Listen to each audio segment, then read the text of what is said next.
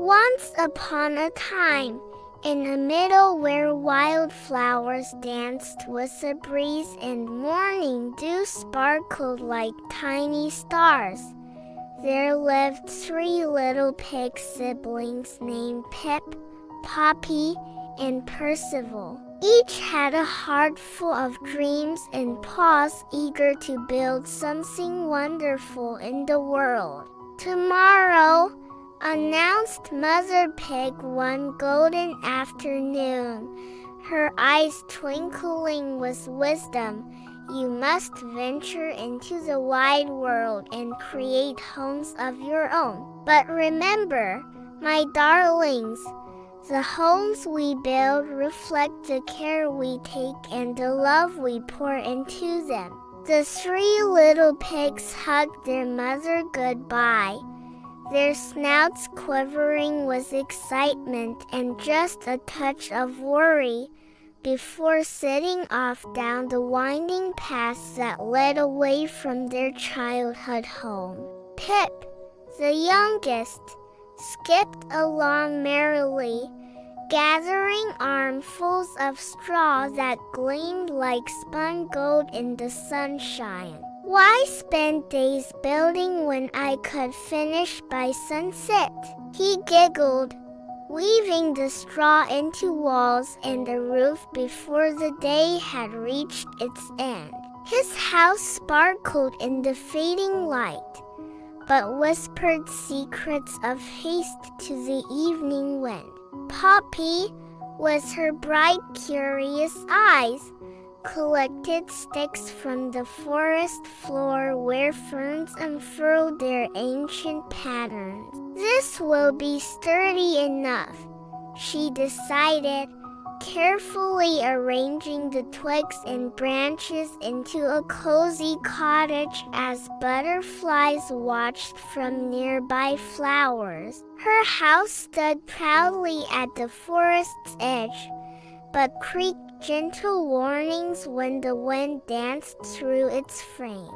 Percival, the eldest, moved slowly and thoughtfully. For many days, he carefully selected bricks of rich clay, each one chosen with purpose and placed with patience. "A home should last through all seasons," he murmured, as woodland creatures watched him work. His house grew steadily, a sanctuary built with tomorrow in mind. Not long after the pigs had settled into their new homes, the infamous wolf appeared on the horizon. His fur was the color of storm clouds, and his eyes flashed like lightning. But this wolf was not merely hungry, he was lonely and bitter that no one had ever invited him to belong anywhere. Little pig, let me come in," the wolf called at Pip's straw house, his voice rumbling like distant thunder. "Not by the whiskers on my chinny chin," Pip replied, his voice brave despite his trembling knees. The wolf huffed and puffed, sending the golden straw swirling into the air like a dance of autumn leaves. Poor Pip scampered away just in time, seeking refuge in Poppy's stick house. But the stick house, too, surrendered to the wolf's mighty breath, collapsing into a puzzle of twigs and branches. The 2 frightened siblings raced toward Percival's brick house, their hooves barely touching the ground. Safe inside the sturdy walls of Percival's thoughtfully constructed home, the 3 pigs huddled together. The wolf huffed and puffed until his lungs ached, but the brick house stood firm and unmoving, like an ancient oak tree that had weathered 100 storms. Frustrated and exhausted, the wolf slumped against a nearby tree. Percival, watching through a window shaped like a crescent moon, felt an unexpected flutter of compassion. "Perhaps," he whispered to his siblings, "the wolf huffs and puffs because no one has ever shown him kindness." With gentle courage, Percival opened his window and called out, "Wolf, would you care to join us for dinner instead? We have warm soup and fresh bread to share."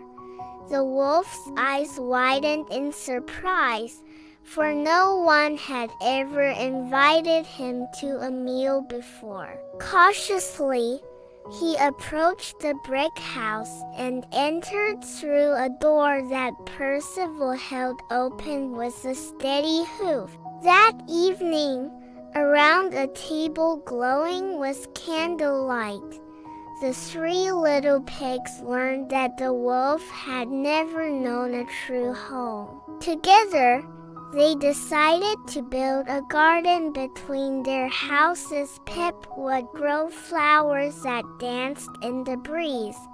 Poppy would create winding paths of sticks and stones, and Percival would build sturdy benches where friends could gather.